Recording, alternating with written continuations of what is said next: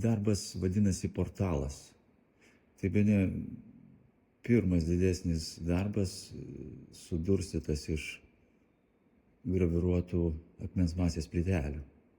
Toks pirmas bandymas plyteles naudoti ne pagal paskirtį, rodyti abiejos pusės, o esminis momentas tai yra graviruotas piešinys, kuris kartojasi ir kituose darbuose. Ir pats graviravimo piešimo graviruojant procesas yra labai panašus į tatuiruočių darymą. Tai ir ta piešinio stilistika gali priminti tiesiog ant kūno padarytas tatuiruotes.